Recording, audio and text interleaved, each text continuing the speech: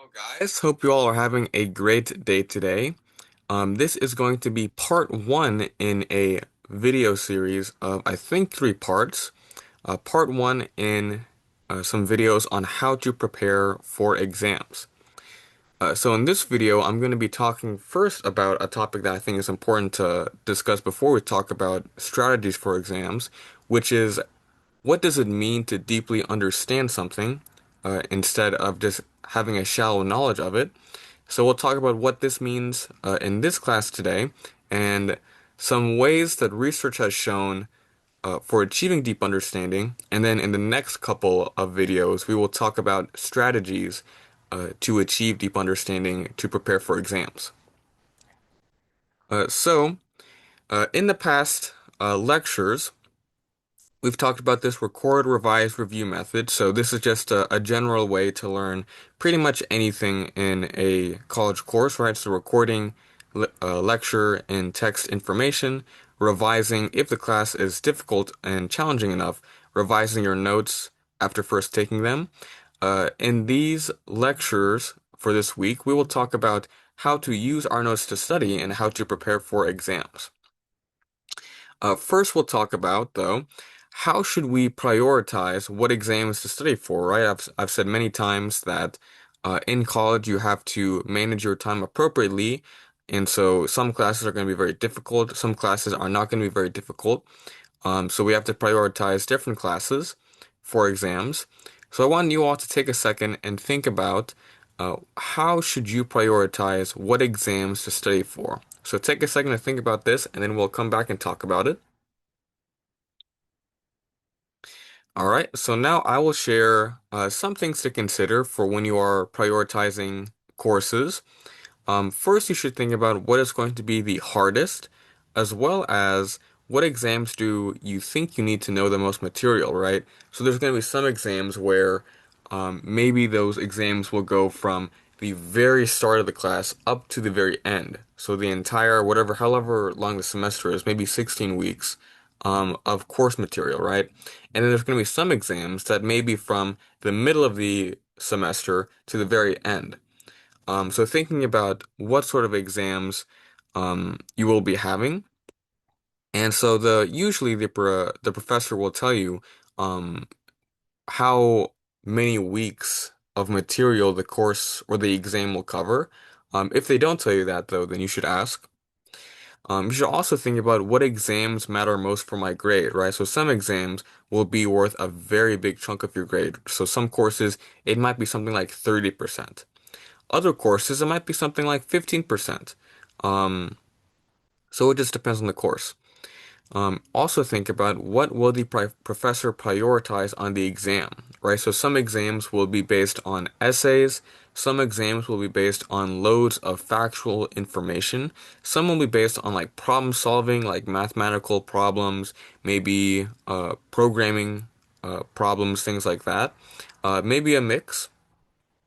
And so think about what's going to be prioritized and then what you are most strongest at, right? So if you are best at essays, then you won't have to do as much preparation for that. Is the exam cumulative, which just means what we've talked about? So does the exam cover everything that's been learned in the entire course, or maybe just over a few weeks?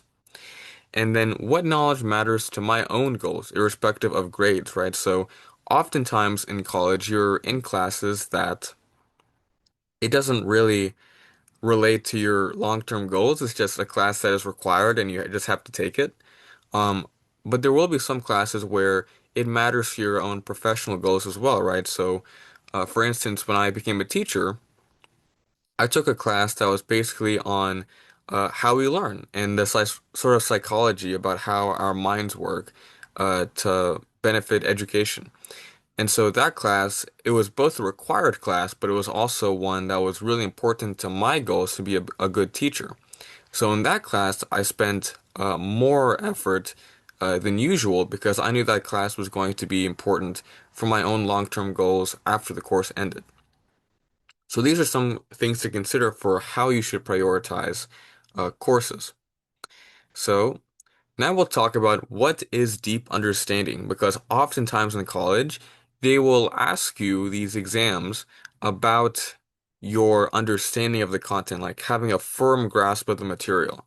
There will be some exams where it's just going to be a lot of factual information. So maybe, maybe if you're in a class like anatomy, where you're just learning a bunch of facts about the human body, and you don't need to have a lot of deep understanding, just a very vast knowledge of factual information, deep understanding is not going to be that important. But I would say, in my experience, both taking like math classes and engineering classes, as well as classes and stuff like history and psychology, that most exams will prioritize a deeper understanding, especially when you go into like your second, third, and fourth year of college, where you're like kind of past the introductory courses. The more higher level courses you're going to be taking, the more likely you will be expected to have a deep understanding of the content. So we'll talk first about what this even means. But first, I want you all to think about your own prior knowledge. What strategies have we discussed or that you already know for getting yourself to do some deep thinking about course material and to check your understanding? Because deep thinking and checking for your understanding of the material is how we get to deep understanding. So take a second, pause, and think about this question, and then we'll come back and review what we have already learned about. All right, so now we're going to talk about what we've already learned in terms of facilitating a deeper understanding of material. So, big idea, we've learned about this before. Learning requires deep thinking about the material and constantly questioning your own understanding. So, this is both very important for the teacher to hopefully facilitate in their course, but it's also very important for the learner to do as well. So in terms of what we've done so far, we've talked about when taking notes from a reading to engage in things like the SQ3R method, where you are asking yourself questions, and these questions both help you think about what you're reading about, and they also check to see if you really understand the reading. We've also talked about when taking notes from both a lecture and in a reading to try and paraphrase the idea. So don't just copy down word for word what the text or the lecturer is saying, but to actually try and put those ideas in your own words, which will help you think more about what is being learned.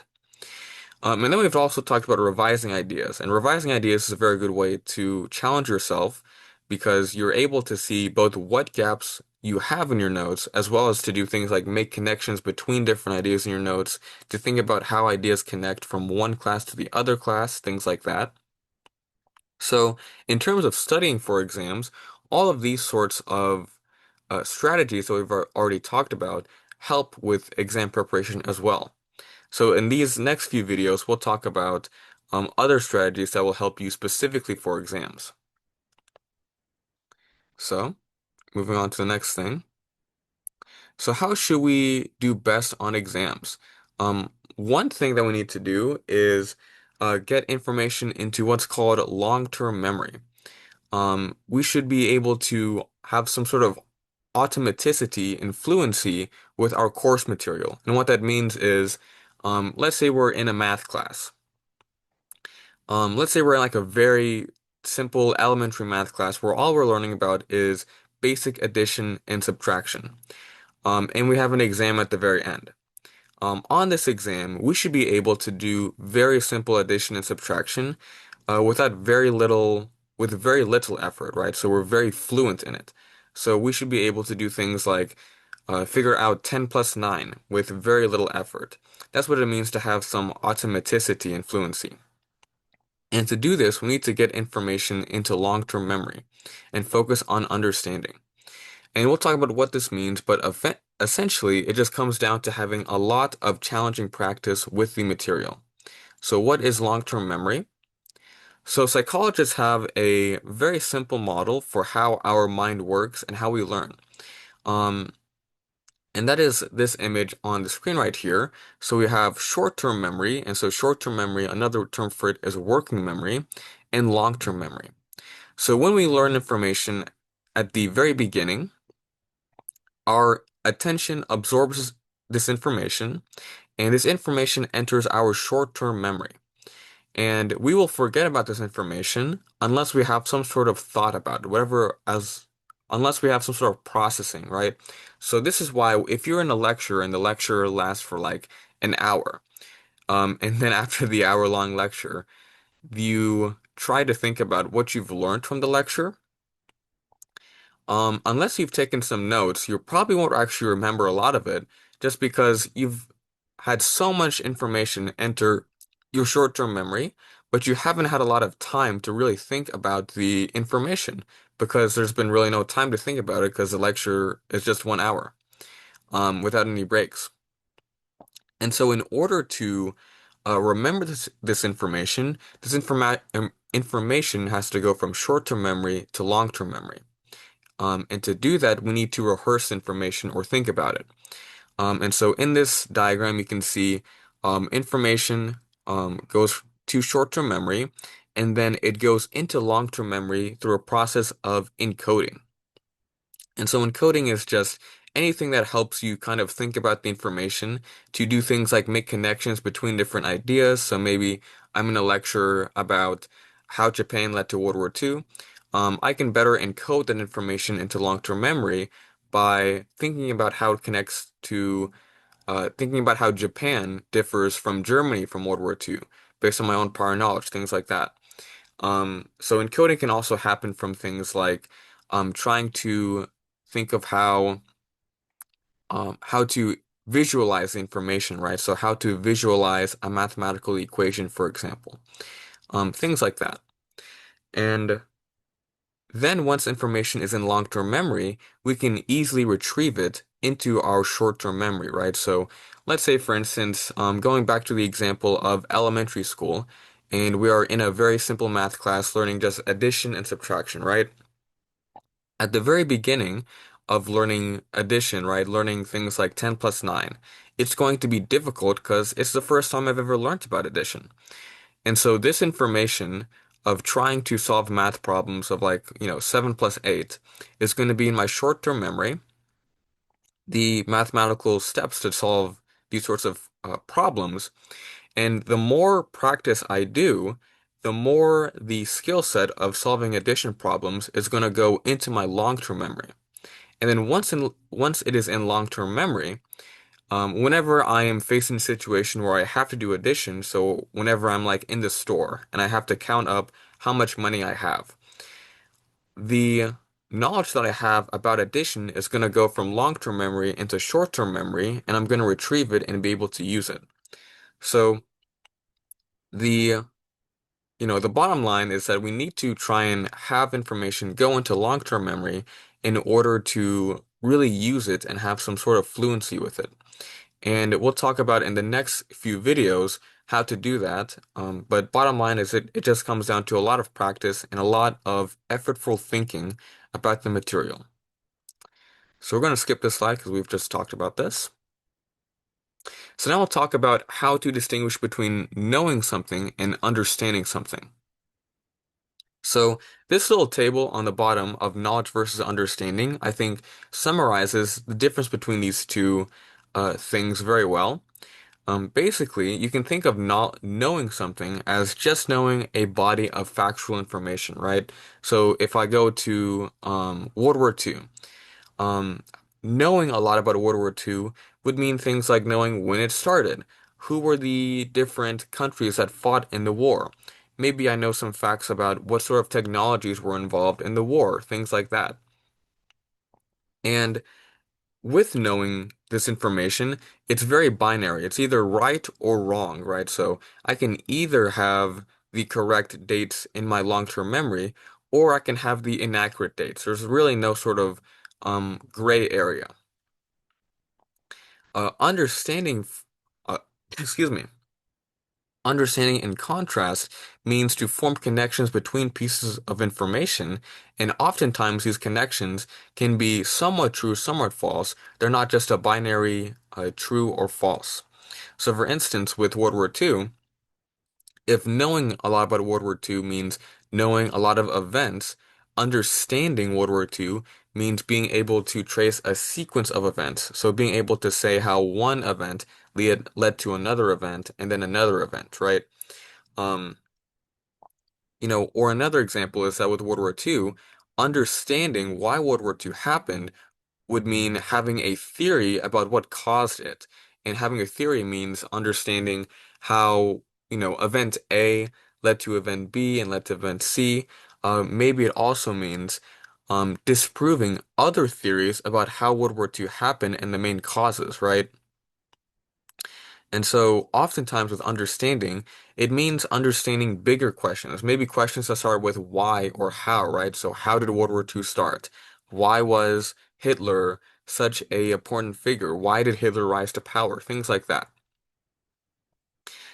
With math, an example here is, if you are just having a shallow knowledge about mathematical equations, you might be able to apply mathematical equations to different problems, like being able to accomplish all the steps to solve a problem.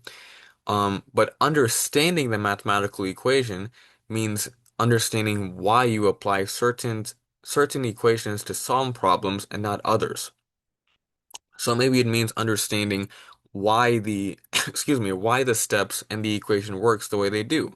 Or maybe you understand why the equation just works at all, right? So maybe you would derive the equation yourself, things like that. And oftentimes, like I've said, exams usually want you to have this deeper understanding, right? In the context of math-based exams, they will usually want you to understand how to apply the mathematical equation to very different types of problems that you have not seen before, which is challenging. And these strategies in the next couple of videos will tell you all how to do that. So the in terms of how to get this deep understanding, there's really four really big underlying principles that should inform our strategies to do well for exams. The first thing is that organization helps our memory. So we've talked about this before in the revising notes video. In that video, there was a demonstration where I asked you all to memorize a disorganized, jumbled up list of words and then a very well organized set of words in a sentence, and it was very easy to memorize the organized sentence because just how our memory works is that it's very simple to, or very easy to memorize things that are organized, right? So what this means is that with the context of like World War II, it's very or at least it's much more easier to remember things like a sequence or a timeline of events because these events are organized. So we want to have strategies that help with this, help organize this information. So things like revising our notes into different categories of information, things like that. And in terms of other principles, we want to make sure that we are deeply thinking about the material, asking ourselves hard questions. So questions like why or how, things like that. Um, and we'll learn about this in the next video. We also want to test our memory because testing our memory actually improves our memory. And we also want to make sure that we are learning in ways that force us to check our own understanding and correct our understanding with immediate feedback. So this is things like, for instance, with flashcards, if I'm using a set of flashcards where there's one, we have a pretty tiny card, and on one side of the card is a question, and on the other side is the answer, and I'm using this to quiz my understanding. I'm not just testing my memory, I'm also learning in a way that I can see if I'm correct or not, right? And I can get immediate feedback by looking at the card and seeing if I have the correct answer. So all the strategies we'll talk about in the next couple of videos will involve these four big principles. But first, I want to talk about what to not do, or at least what to not do as much. So in the very beginning of this course, I showed you all, if you remember, I showed you all a big list of strategies that college students in the United States use. And I showed you all the percent of students that use these strategies and then told you all what strategies are the most effective and not the most effective. And if you remember, on that list of the most used strategies, these three strategies on my screen right here kind of popped up. So things like rereading our textbook or our lecture notes, rereading notes, and copying our notes down. These are very popular strategies, but these are actually not the most effective strategies to prepare for exams. The reason why is that these three strategies really don't have anything to do with the four underlying principles of how we learn best. So things like rereading our notes, right? If we go through this entire list of these four principles, rereading our notes doesn't really force us to better organize information. When we're rereading our notes, we're not really testing our knowledge or our understanding, and we're not really doing a lot of deep thinking, right? Deep thinking means asking ourselves questions or forcing ourselves to solve problems, and when we're rereading stuff, we're not really doing that. And with rereading our notes, we're not really checking if we understand the material. In fact, there's actually been some research that's shown that when we reread our notes, we can actually have a false sense or a false confidence of how much we know. Um, which means that we may think that we know more than we actually do, because we think that rereading notes is an effective strategy, when in reality it's not the best. So these three strategies, um, you should try to not do. Really, the only time that you should be doing this is if you just have no understanding or knowledge of the material whatsoever, right? So if we go back to World War II, if I just have zero knowledge of how World War II started, um, then really there's a bigger problem of me not learning effectively the material on the first go, right? So not understanding the material during the classes where I first learned this.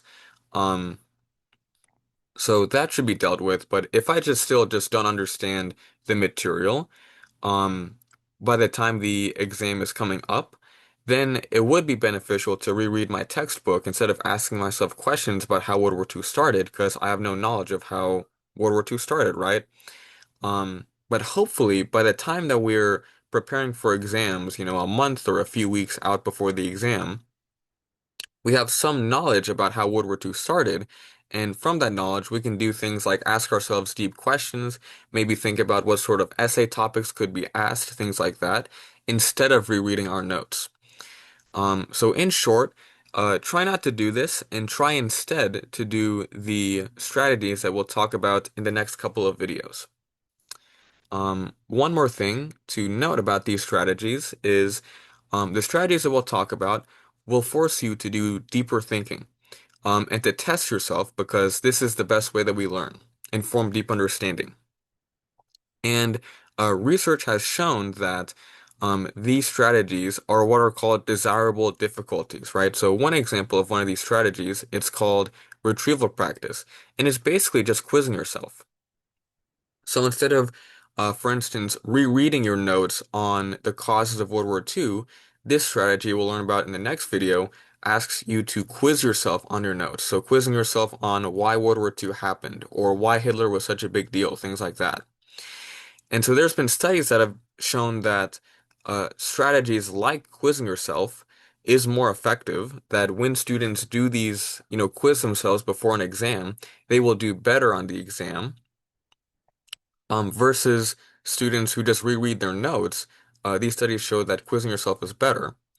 But interestingly, this is very, very important, is that when the researchers ask the students what strategy is more effective, quizzing yourself or rereading your notes, the students think that rereading their notes is more effective, even though their exam performance, it shows that quizzing yourself is better. Why is that? It's because when we quiz ourselves, we think we are um, having a lot of difficulty, right? Because when we're quizzing ourselves, we are forced to confront our gaps of understanding, right?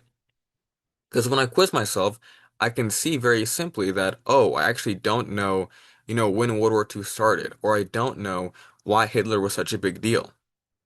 Whereas when I'm rereading my notes, I don't have to confront my gaps in understanding. And so when I'm rereading my notes, I then have a sense of overconfidence compared to quizzing myself.